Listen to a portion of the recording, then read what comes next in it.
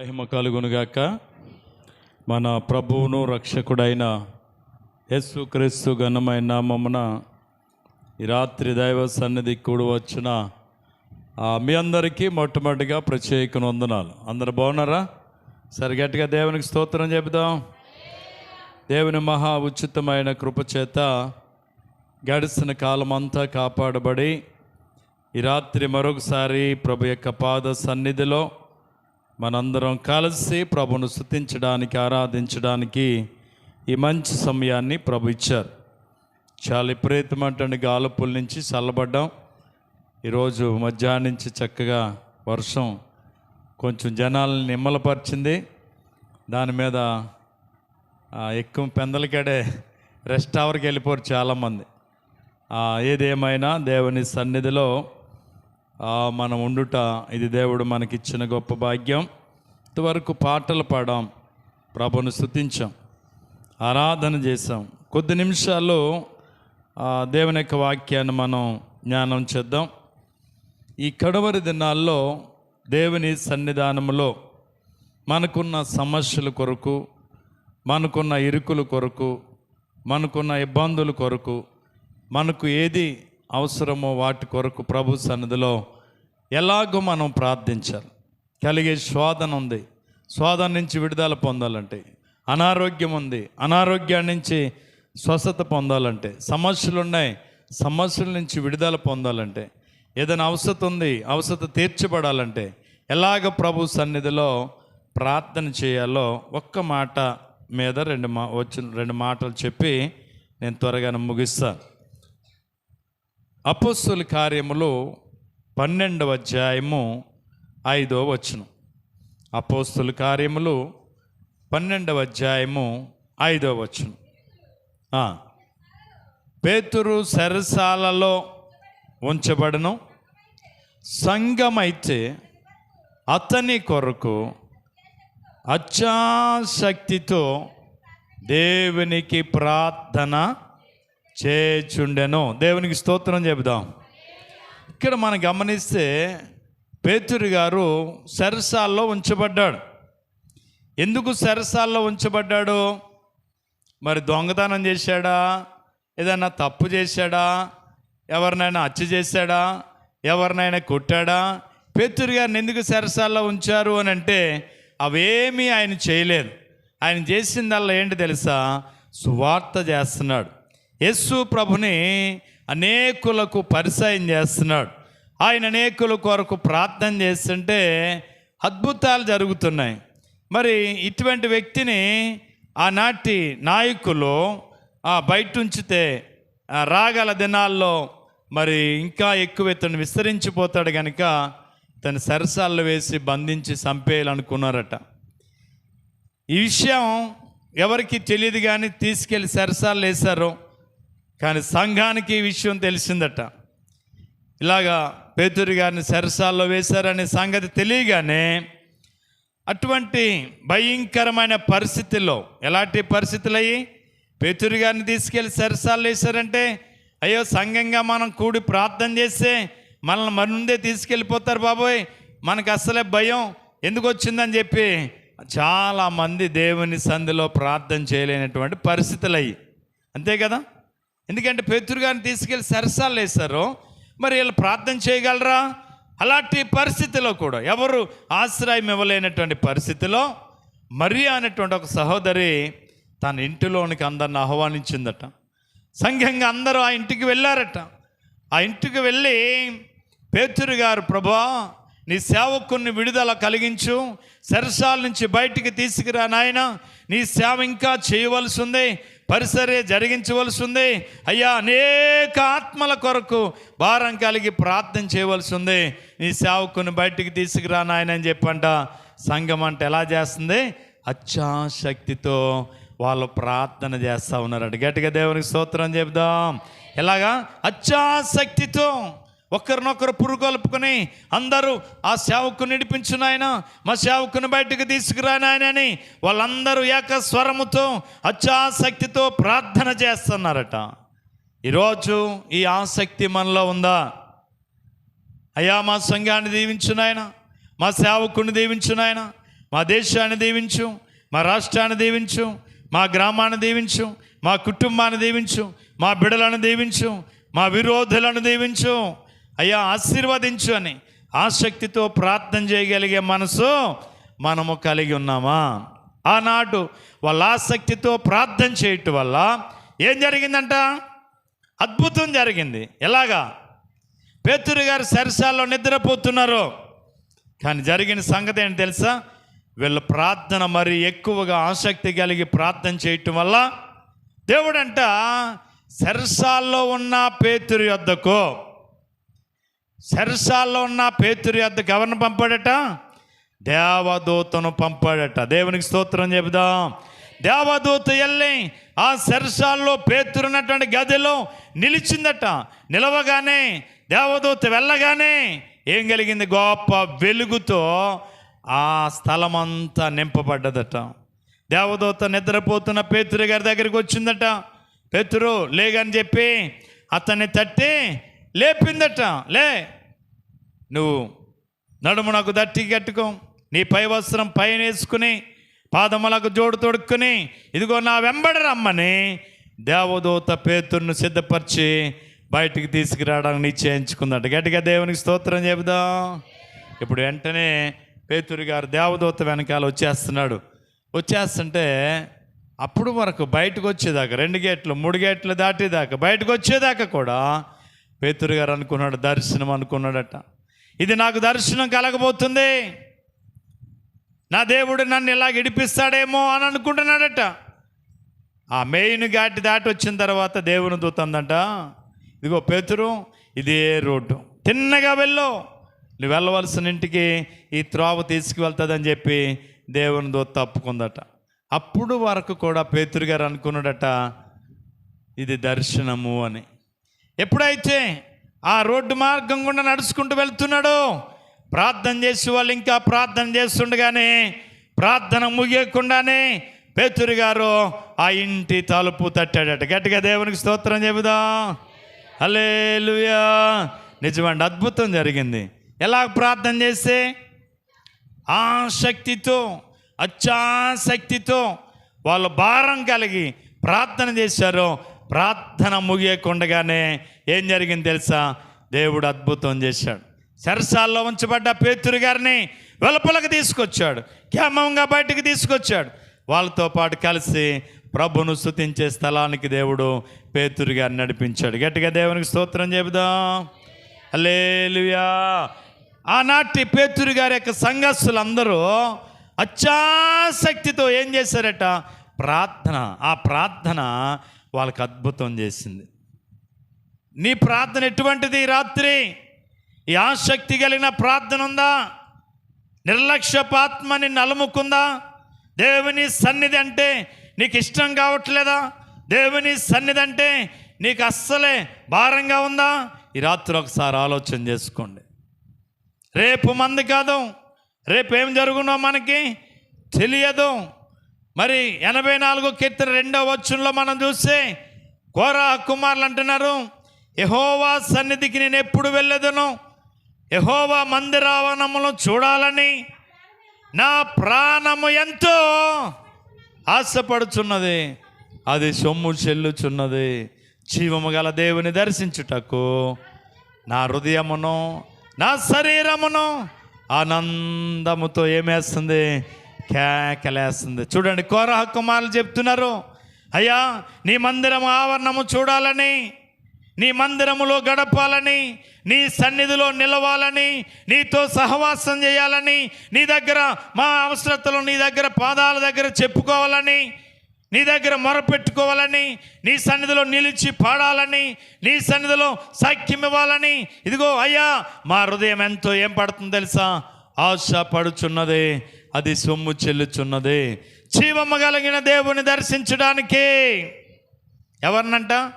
జీవము గల దేవుని దర్శించడానికి నా శరీరము నా ప్రాణము ఆనందముతో ఏమేస్తుంది? కేకలు వేస్తూ ఉంది. గట్టిగా దేవునికి స్తోత్రం చెబుదాం. నా ప్రియ సహోదరి సహోదరులారా, ఉందా ఆసక్తి?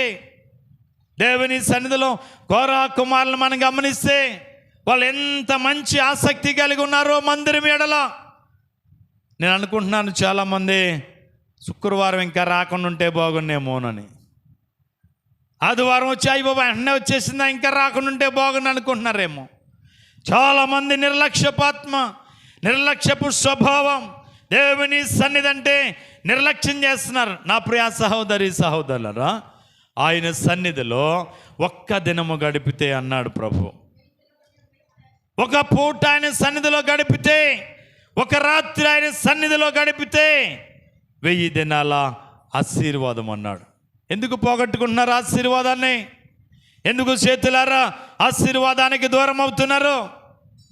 నా ప్రియ సహోదరులారా, ఆసక్తిని తెచ్చుకుందాం. మన నుండి దూరం అయిపోయిన ఆసక్తిని కనపరుచుకుందాం. దేవుని మందిరం ఎడల ఆసక్తిని కలిగి మందిరానికి పరుగులెడదాం.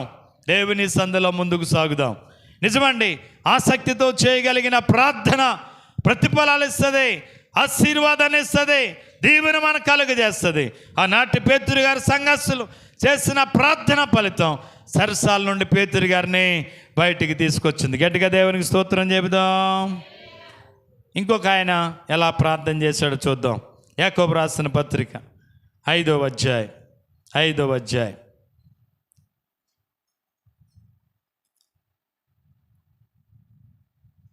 17వ వచనం. ఏలియా మన వంటి స్వభావము కలిగిన మనుషుడే, వర్షింపకున్నట్లు అతడు ఆసక్తితో ప్రార్థన చేయగా 3.5 సంవత్సరములు వరకు భూమి మీద వర్షింపలేదు. చూడండి, ఏలియా గురించి చెప్పబడుతూ ఉంది. ఏలియా మన వంటి స్వభావం కలిగిన వాడేనంట. ఏలియా మనలాంటి మనుషుడేనంట. ఏలియా మనలాంటి స్వభావం అంటే ఏలియాది కూడా. కానీ ఆసక్తితో దేవుని సన్నిధిలో ప్రార్థన చేశాడట. ఏమన్నా తెలుసా? అయ్యా, మా దేశంలో 3.5 సంవత్సరాల్లో వర్షం కానీ మనసు కానీ కురవటానికి వీర్లేదు నాయన అని చెప్పి ప్రార్థన చేశాడట. చూడండి, ఒక మనుషుడు దేవుని సన్నిధిలో అడుగుతున్నది ఏంటి తెలుసా? 3.5 సంవత్సరాల్లో ఏం కురకూడదు? వర్షం పడడానికి వీర్లేదు మా దేశంలో. అలాగని చెప్పి మనసు కూడా గురవడానికి వీర్లేదనంట. ఆసక్తితో దేవుని సన్నిధిలో అతడు ప్రార్థన చేసేటట్టు. గట్టిగా దేవునికి స్తోత్రం చెబుదాం. ఏమని ప్రార్థన? నన్ను బాగు చేయమని ప్రార్థన కాదు, నన్ను దీవించమని ప్రార్థన కాదు, నా దేశాన్ని దీవించమని ప్రార్థన కాదు, నా దేశ ప్రజలను దీవించమని ప్రార్థన కాదు. కానీ అందరికీ ఉపయోగకరమైనది వర్షం లేకపోతే పశువులకు ఇబ్బంది, పంటలకు ఇబ్బంది, ఆహారం ఉండదు, కరువు వచ్చేస్తుంది. కానీ ఈయన ప్రార్థన ఏ ప్రార్థన? ప్రజలందరూ సంతోషంగా ఉండే ప్రార్థన కాదు, ప్రజలందరూ ఆనందించే ప్రార్థన కాదు. ఎందుకు అలా చేశాడు? దేవుని సన్నిధిలో ప్రజలు దేవుని తట్టు తిరగలేకపోతున్నారట. దేవునికి వ్యతిరేకమైన జీవితాలు జీవిస్తున్నారు.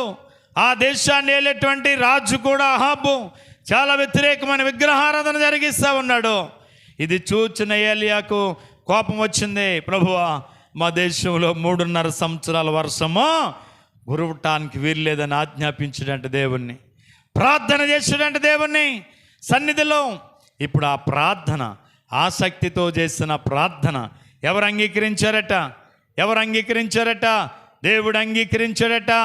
ఆయన అలా చేసిన ప్రార్థన దేవుడు అంగీకరించి 3.5 సంవత్సరాలు, ఎన్ని సంవత్సరాలు? 3.5 సంవత్సరాలు ఆ దేశం మీద ఏం గురలేదట? వర్షము గురలేదట, మనసు పడలేదట, ఎడారైపోయింది దేశం, పంటలు లేవు, కరువు వచ్చేసింది. ఎందుకు? ఏలియా ప్రార్థన దేవుడు ఆలకించాడు. ఎందుకు ఏలియా ప్రార్థన దేవుడు అంగీకరించాడు? ఎందుకు ఆ దేశంలో వర్షము గుర్రపుండగా ఆపు చేశాడు అని అంటే, చూడండి, యోహాను సువార్త 9వ అధ్యాయము 31వ వచనాన్ని మనం చదివితే, యోహాను సువార్త దేవుడు పాపుల మొర ఆలకింపడని. ఎవడైనా దైవ భక్తుడయుండి ఆయన చిత్తము చెప్పున జరిగించిన ఎడల ఆయన వాని మనవి ఆలకించును. దేవునికి స్తోత్రం చెబుదాం. ఏలియా మొర్ర దేవుడు వింటానికి గల కారణం, ఏలియా ఎవడో తెలుసా? భక్తి కలిగిన వాడు. ఏలియా ఎవరండి? భక్తి కలిగిన వాడు, దైవ భక్తుడు, దేవుని కొరకు రోషము కలిగి బ్రతికినవాడు, రోషము కలిగి జీవించినవాడు, దేవుని సన్నిధిలో పౌరుషంగా బ్రతికినవాడు. ఎవరో తెలుసా? ఏలియా. ఈరోజు దేవుని నమ్ముకున్నాడు కానీ దేవుని కొరకు రోషము కలిగి నిలబడలేకపోతున్నారు మనుషులు. దేవుని కొరకు నిలవలేకపోతున్నారు, దేవుని సన్నిధిలో నిలవలేకపోతున్నారు, ఆయన కొరకు నిలిచి ఉండలేకపోతున్నారు, ఆయన కొరకు బ్రతకలేకపోతున్నారు. రోషము కలిగిన వాడు ఎవరో తెలుసా? ఏలియా.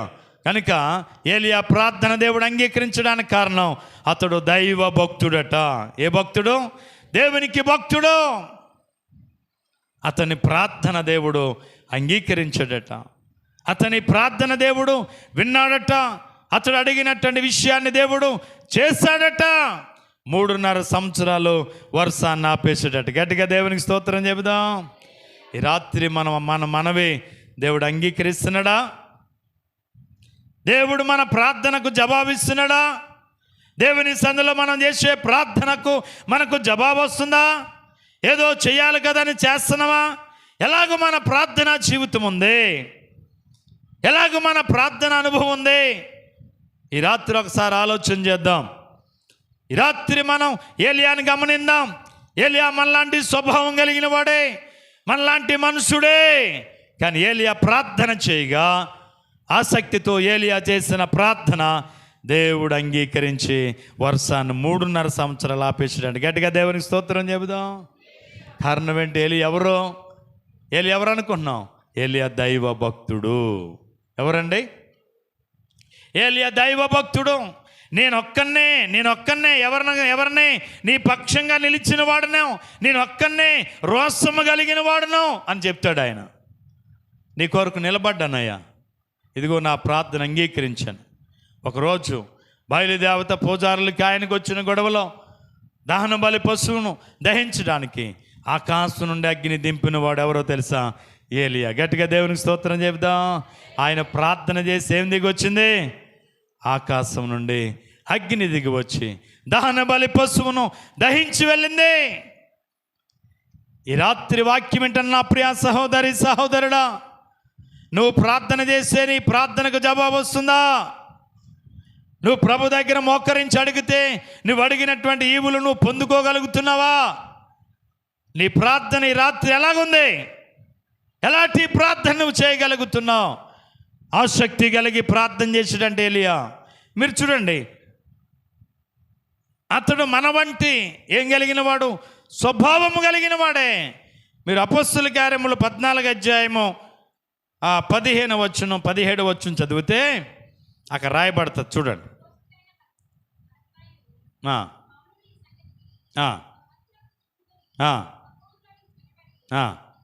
అయ్యలారా, మేము కూడా మీ వంటి స్వభావము కలిగిన వారమే, విడిచిపెట్టి ఆకాశమును భూమిని సముద్రమును అందరి సమస్తమును సృష్టించిన జీవము గల దేవుణ్ణి తిరగవలనని మీకు మేమేం చేస్తున్నాం తెలుసా? స్వార్థను ప్రకటిస్తున్నాం. పేతురు షీల్ అనేటువంటి వీళ్ళు స్వార్థ పరిసర చేస్తానికి వెళ్ళారు ఊరిలో. ఆ ఊరు వాళ్ళందరూ వీళ్ళ దేవుళ్ళిగా భావించి వీళ్ళకంట బలులు అర్పించడానికి బలులు సిద్ధపరిచి దండలేసి సన్మానించడానికి దండలు ఏర్పాటు చేసి వీళ్ళ దేవుళ్ళిగా భావించి వాళ్ళు ఏం చేయబోతున్నారంట? బలులు అర్పించడానికి సిద్ధపడుతున్నారట. అయ్యలారా, ఎందుకు ఇలా చేస్తున్నారు? అయ్యా, మేము కూడా మీ వంటి స్వభావము గలవారమే, దయచేసి అలా చేయొద్దు. ఆకాశమును భూమిని సముద్రమును సృష్టించిన సృష్టికర్త అయిన దేవుని నమ్ముకోండి. మీ చెడు మార్గాలు విడిచిపెట్టండి. మీకు సువార్తను ఏం చేస్తున్నాం? ప్రకటిస్తున్నాం తప్ప మరొకటి కాదు. మమ్మల్ని దయచేసి అలా చేయొద్దని చెప్పి అక్కడ పేతురు మరి శీల వాళ్ళు చెప్తా ఉన్నారు. కనుక గమనించండి, వాళ్ళు కూడా ఎలాంటి వాళ్ళు? మన వంటి స్వభావము గలవాడే. కానీ పేతురు రోగుల కొరకు ప్రార్థన చేస్తే అద్భుతం దేవుడు చేశాడు. ఒకరోజు యెరూషలేము దేవాలయం దగ్గరికి ఎక్కి వెళ్తున్నప్పుడు పుట్టుకతో కుంటువాడు అక్కడ, అయ్యా ఏదన్నా చెయ్యండి అని అడిగినప్పుడు, మా దగ్గర ఎండి లేదు, బంగారం లేదు, ఇదిగో నేను కలిగి ఉన్నది నీకు ఇస్తున్నానని చెప్పి అతని కుడి చేపట్టుకుని నజరేయుడైన యేసు నామములో లేచి నిలవమనగానే ఆ పుట్టుకతో కుంటువాడంట లేచి నిలిచాడు, గొంతలేశాడు, పరిగెడుతూ నడుచుచు వారు వెంబడి దేవాలయానికి వెళ్ళి ప్రభును స్తుతించాడంట. గట్టిగా దేవునికి స్తోత్రం చెబుదాం. పేతురు మన వంటి స్వభావం గలవాడే అయినను పేతురు ప్రార్థన చేయగా ఏం జరిగింది? కుంటువాడు లేచి నడిచాడు. తబితైనటువంటి సహోదరి, అపోస్తలుల 8వ అధ్యాయం ఉంటుంది, తబితైనటువంటి ఆవిడ కాయిలా పడి చనిపోయింది. పరిశుద్ధ స్త్రీలందరూ ఆమెను ఏం చేస్తారు తెలుసా? శుభ్రంగా స్నానం చేసి మేడగదిలో పరుండబెట్టారు. పేతురు గారిని కౌరంపించారు. ఆయన వచ్చి ఆమె ఉంచబడిన గదిలోనికి వెళ్ళి ఆమె కొరకు ఏం చేశాడు తెలుసా? ప్రార్థన చేయగా ఆ చనిపోయినటువంటి ఆ సహోదరి లేచి ఆయనతో మాట్లాడసాగింది. గట్టిగా దేవునికి స్తోత్రం చెబుదాం. పేతురు ఎవరో? పేతురు మన వంటి స్వభావము గలవాడే. కానీ పేతురు ఆసక్తితో ప్రార్థన చేయగా చచ్చిపోయినటువంటి సహోదరు లేచి ఆయనతో మాట్లాడసాగింది. గట్టిగా దేవునికి స్తోత్రం చెబుదాం. హల్లెలూయా. ఏలియా కూడా ఎవరో? మన వంటి స్వభావం గలవాడు. ఏమని ప్రార్థన చేశాడు? వర్షింపకున్నట్లు దేవునికి ప్రార్థన చేశాడు. రాజుల మొదటి గ్రంథము 17వ అధ్యాయం 1వ వచనం.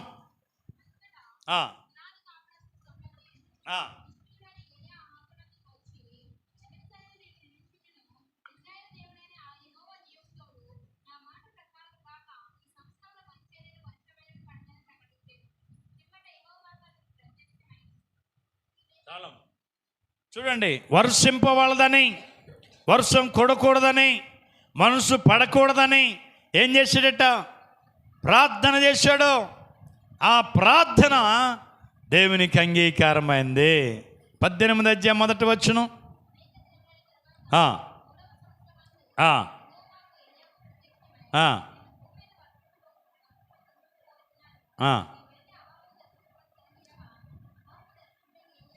చాలండి. 3.5 సంవత్సరాల తర్వాత దేవుడు మళ్ళా ఎవరికి ప్రత్యక్షమయ్యాడు? ఏలియాకు ప్రత్యక్షమయ్యాడు. ఏలి అంట ఏం చేశాడంట? ఇందా చదివారు కదా యాకోబు పత్రికలో చూస్తే, అతడు మరలా ప్రార్థన చేయగా ఆకాశం వర్షం ఇచ్చాను, భూమి తన ఫలం ఇచ్చాను. గట్టిగా దేవునికి స్తోత్రం చెప్దాం. 3.5 సంవత్సరాలు ఫలమాగిపోయింది. 3.5 సంవత్సరాలు పంటలు లేవు, 3.5 సంవత్సరాల ఆహారం లేదు. కానీ మరలా అతడు ప్రార్థన చేయగా దేవుడు ప్రత్యక్షమై అంటున్నాడు, ఇదిగో ఏలియా, నేను మరలా వర్షాన్ని కురిపించబోతున్నాను, మళ్ళా ఆ ఆగిపోయినటువంటి పంట నేను ఇవ్వబోతున్నాను, నువ్వు వెళ్ళి అహాబుతో ఈ విషయం చెప్పమన్నప్పుడు ఏలియా ఆయన దగ్గరికి వెళ్ళి విషయం చెప్తా ఉన్నాడు. గట్టిగా దేవునికి స్తోత్రం చెప్దాం. హల్లెలూయా.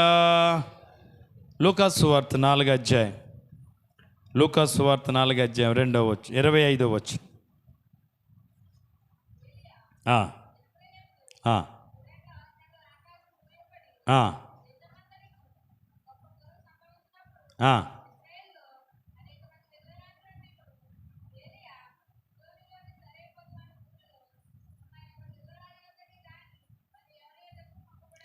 దేవునికి స్తోత్రం. కరువు వచ్చేసిందంట పాపం, నీరు లేదట నదుల్లో. ఇప్పుడు మన గోదావరిలో నీరు ఎక్కడ వస్తుంది అనుకుంటున్నారు మీరు? కొంతమంది పొంగిపోద్ది అంటారు. ఏం పొంగదు, భూమిలోంచి ఏం రాదు. అది ఎక్కడి నుంచి వస్తుందో తెలుసా?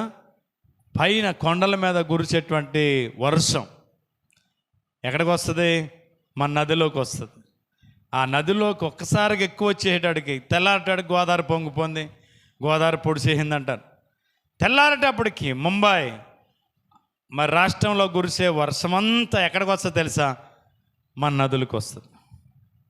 ఆ నదులకు వచ్చిన వెంటనే ఆ వర్షం విస్తారంగా కురవటం వల్ల ఒక్కసారిగా నదులు నిండుతాయి, వాగులు పొంగుతాయి, కాలువల నిండా నీరు ప్రవహిస్తుంది. చూడండి, ఇందాక కురిసిన ఒక గంట వర్షం చాలా గట్టి కురిసింది. మనకి ఇంకా తక్కువ అంట. కొత్తపేట, రావులపాలెం ఆ ఏరియాలు చూస్తే ఇంకా ఎక్కువని అందరూ చెప్పడం జరిగింది. కనుక ఒక గంట కురిసేటువంటి వారం ఈ వర్షం అంతా ఎక్కడికి పోద్ది? నదుల్లోకి పోద్ది. నదులు నిండుతాయి, వాగులు పొంగుతాయి, కాలువలు నిండుతాయి, ప్రవాహం అన్నమాట. ఇప్పుడు ఎప్పుడైతే నీరు ఉందో పంట చేలకి నీరు పెడతారు, పంట చేలకి నీళ్ళు పెడతారు. పంట పండడానికి నీరు కావాలా, మళ్ళీ పంట పండించడానికి నీరు కావాలా, మడులు వేయడానికి నీరు కావాలా. ఇలాంటి జల్లు ఇంకో 2 రోజులు గట్టిగా కురితే ప్రతి ఓడి చేలో ఏముంటుంది? మళ్ళీ టాటర్ ఉంటుంది. ఎందుకని? మళ్ళీ వేసుకుంటాడు. ఏం కావాలి? పంట పండించడానికి నీరు కావాలా. ఏలి అంట అలా ప్రార్థన చేయటం వల్ల ఆ దేశంలో కరువు వచ్చేసింది. పంటలు లేవు. ముసలోళ్ళంట కరువుకి అల్లాడిపోయారట.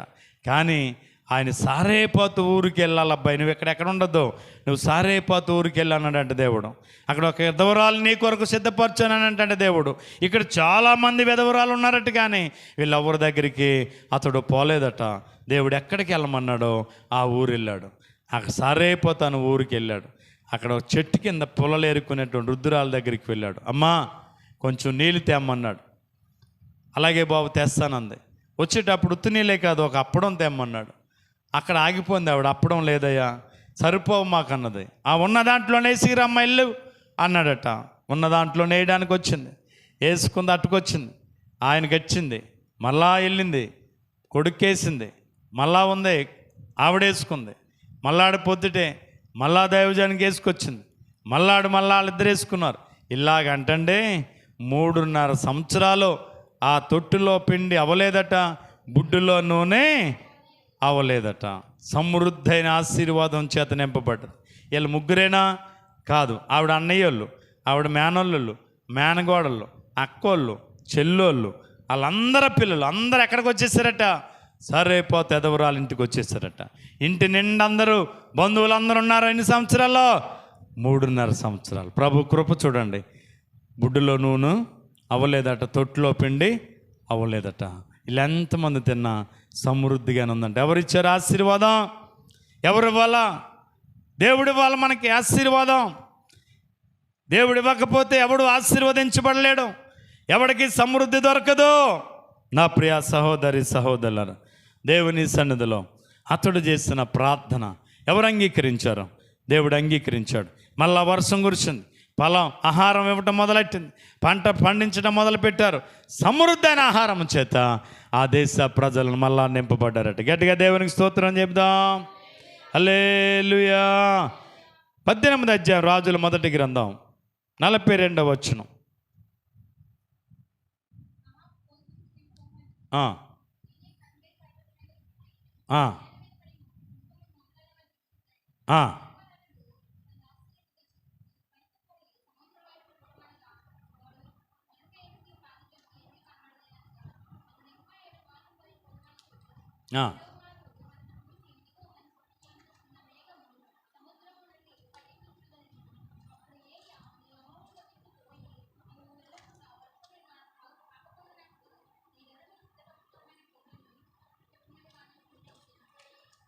చూడండి, ఏలియా పర్వతం మీద ఉన్నాడు. ఎక్కడున్నాడు? పర్వతం మీద ఉన్నాడు. పర్వతం మీద ఉండండి. 2వ మారు చేసినటువంటి ప్రార్థన మీరు గమనిస్తే అతడు మామూలుగా ప్రార్థన చేయలేదు. ఎలా చేశాడు చూడండి. అతనంట ఎలా చేశాడు? అహాబు భోజనం చేయబోయాను, కానీ ఏలియా కర్మేలు పర్వతం మీదకు పోయి నేల మీద పడి మొకాల మధ్య ఉంచుకొను. తరువాత అతడు తన దాసుని పిలిచి, నీవు పైకి పోయి సముద్రం వైపు చూడమనగా వాడు మెరక ఎక్కి పార చూసి ఏమీ కనబడలేదని. చూడండి, 2వ మారు ప్రార్థన చేయడానికి ఎంతగా తగ్గింపు అంటే తలకాయ ఎట్టుకొచ్చి ఎక్కడ పెట్టేశాడట, మోకాళ్ళ మధ్యలో పెట్టి మరీ తగ్గి దేవుని సందులో ఏం చేశాడట, అతడు ప్రార్థన చేశాడట. అతడు ప్రార్థన చేశాడు. ఎన్ని మార్లు చేశాడో తెలుసా? ఒక మారు చేయలేదు, 2 మార్లు చేయలేదు. అతడు ప్రార్థన 7 మార్లు చేశాడట. పనివాడిని పిలిచాడట, రే బాబు కొండ మీదకి వెళ్ళి సముద్రం మీద ఏదైనా మేఘం కనబడుతుందో చూడంటే వాడు ఎత్తైన మెరక స్థలానికి ఎక్కి చూసాడట, కనబడలేదట. అతడు వచ్చి ఏమన్నాడు, అయ్యా ఏమీ పైకి వెళ్ళి చూశాను కానీ ఏమీ కనబడలేదని చెప్పాడట. ఇక 7 మార్లు పోయి చూడమని చెప్పాడట. ఎన్ని మార్లు? 7 మార్లు వెళ్ళి చూడమని చెప్పానండి. 7వ మారు అతడు చూచి, ఇదిగో మనిషి చెయ్య అంత చిన్న మేఘం సముద్రం మీద నుండి పైకి ఎక్కుచున్నదనను. అప్పుడు ఏలియా, నీవు అహాబు దగ్గరకు పోయి నీవు వెళ్ళకుండా వర్షం నిన్ను ఆపకున్నట్లు నీ రథమును సిద్ధపరచుకొని పొమ్మని చెప్పమని వానిని పంపెను. అంతలో ఆకాశ మేఘముతోనూ గాలివానతోనూ కారు కమ్మెను, మొహం పైన వాన కురిచెను గనుక అహాబు రథమెక్కి యజ్రెయేలుకు వెళ్ళిపోయాను. యెహోవా ఏలియాను బలపరచెను. అతడు బిగించుకొని అహాబు కంటే ముందుగా పరిగెత్తుకుని పోయి యజ్రెయేలు గుమ్మమునొద్దకు అతడు వచ్చాను. దేవునికి స్తోత్రం. అతడు మళ్ళా ఆ వర్షం కురడానికి ఎన్ని మార్లు ప్రార్థన చేశాడు? 7 మార్లు తను తాను తగ్గించుకుని తలను కింద నేల మోపి మోకాల్లో పెట్టి తన్ను తాను ఏం చేసుకున్నాడు తెలుసా? నలగగొట్టుకొని, ప్రభువా దేశం మీదకి వర్షాన్ని పంపించయ్యా, అయ్యా మా దేశం మీదకి వర్షాన్ని కురిపించయ్యని అతడు ఏం చేశాడు తెలుసా? ప్రార్థన చేశాడు. ఎన్ని మార్లు? 7వ మారు అరసి ఎంత మేఘం ఎక్కడొచ్చిందట? సముద్రం మీద. అరసి ఎంత మేఘం కనపడ్డదండి సముద్రం మీద పనివాడికి. అయ్యా ఇదిగో సముద్రం మీద అరసి ఎంత మేఘం కనబడుతుంది. అయితే నువ్వు గట్టిగా దిగొచ్చేసి వెంటనే అహాబుని ఇలా వెళ్ళిపోమని చెప్పు, వర్షం కురబోతుందని చెప్పు, ఆగవద్దని చెప్పని మళ్ళా చెప్పాడు. ఈ వెంటనే మళ్ళీ నడుము బిగించుకుని ఆయనకంటే ముందు ఈయన వెళ్ళిపోయాడట. నా ప్రియ సహోదరి సహోదరులరా, ఎలాంటి ప్రార్థన చేయగలుగుతున్నావు? దేవుని సందులో ఒక కార్యం జరగాలంటే, ఒక మేలు నువ్వు చూడాలంటే నిన్ను నీవేమైపోవాలి తెలుసా? తగ్గించుకోవాలి, దేవుణ్ణి హెచ్చించాలి. ఏదో ఒక మారు, ఏదో చిన్న ప్రార్థన కాదు. ఏలియా ఆ కార్యం జరగడానికి ఎన్ని మార్లు చేశాడు? కర్మేలు పర్వతం మీద 7 మార్లు అంట. తలకాయ మోకాల్లో పెట్టేసుకుని కాళ్ళ మధ్యలో పెట్టేసి దేవుని దగ్గర బ్రతిమాలి కన్నీళ్ళు కార్చి అతడు ప్రార్థన చేయగా ఆ ప్రార్థన దేవుడు అంగీకరించాడు. ఇదైతే గురకూడదు అనుకున్నాడు, మళ్ళా అదే వర్షాన్ని దేవుడు కురిపించాడు. గాలి వాన వచ్చేసింది. 3.5 సంవత్సరాల్లో గురనట్టండి వర్షం, విపరీతమంటండి వర్షం కురిసింది. ఆ వర్షం ద్వారా దేశంలో పంటలు వేశారు, ఫలము పొందారు, ఆశీర్వాదానికి వారసులయ్యారు. నా ప్రియ సహోదరి సహోదరులారా, ముగిస్తున్నాను. ఆసక్తితో ఆనాటి పేతురు సంఘస్థులు ప్రార్థన చేశారు. ఆ ప్రార్థన ఫలితం సరసాల్లో ఉన్న ఆ పేతురు గారిని బయటికి తీసుకొచ్చింది. పేతురు, శీల, వీళ్ళు మరి పౌలు, శీల వీళ్ళు స్వార్థ పరిచర్య చేస్తుంటే ఆ దేశంలో ఉన్నటువంటి వాళ్ళని దేవతలని దేవుళ్ళని వాళ్ళని పూజించి వాళ్ళకి పూజలు చేసి నమస్కారాలు చేసి బల్లర్పించాలని చూస్తున్నప్పుడు వాళ్ళు అంటున్నారు, అయిలారా ఈ పని చేయొద్దు, మేము కూడా మీ వంటి స్వభావం కలిగిన వారమని అక్కడ వాళ్ళు చెప్పి వాళ్ళ ఆ పని నుంచి తప్పించబడ్డారు. ఏలియా కూడా మనలాంటి స్వభావం గల వాడారట. కానీ ఏలియా ప్రార్థన చేయగా వర్షం ఆగిపోయింది. ఏలియా ప్రార్థన చేయగా వర్షం కురిసింది. ఈ రాత్రి నువ్వేదనుకున్నావో ఆ కార్యాన్ని సఫలం చేసేవాడు దేవుడు. ఆయన సిగ్గు పని ఇచ్చేవాడు కాడు. ఇట్టి విశ్వాసం కలిగి ఇట్టి ఆసక్తితో ప్రభు సన్నిధిలో ప్రార్థించేవారిగా ముందుకు సాగుదాం. అట్టి కృప దేవుడు నీకు నాకు మనందరికి ఇచ్చునుగాక. అందరికీ వందనాలు. దేవుడి మాటలు మనందరి వెనుకడిలో దీవించుగాక.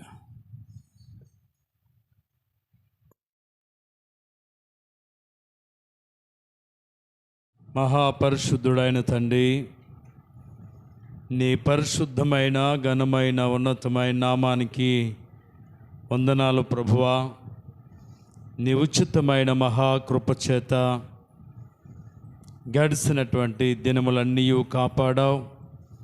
ఈ సాయంకాలపు వేళలో నీ పాద సన్నిధిలో చేరి స్తుతించుకునే గొప్ప భాగ్యము ధన్యత మాకిచ్చిన మా తండ్రి, మీకు స్తోత్రాలు. ఇంతవరకు పాటల్లో, ప్రార్థనలో, ఆరాధనలో, వాక్య పరిసరలో నాయన మీరు మాతో ఉన్నందుకు స్తోత్రం.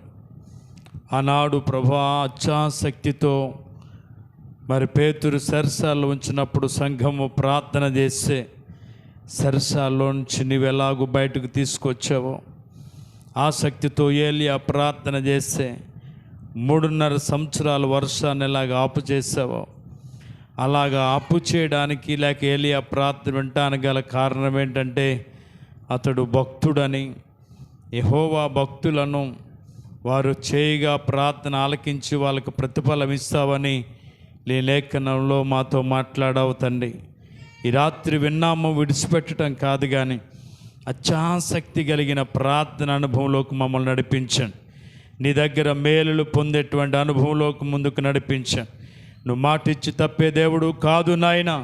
అడుగుడి మీకు ఇవ్వబడనన్నావు, వెదకుడి మీకు దొరుకునన్నావు తండ్రి. ఇవన్నీ మేము పొందుకోవాలంటే ఆసక్తితో నీ సందులో ప్రార్థించాలని ఈ రాత్రి మీరు బయలుపరిచారు. విన్నాము, విడిచిపెట్టకుండా ఆ వాక్యానుసారమైన జీవితాలు మాకు దయచేయండి. ఇగో చాలామంది బిడ్డలు ఈ రాత్రి రాలేకపోయారు ప్రభు, వర్షం వల్ల.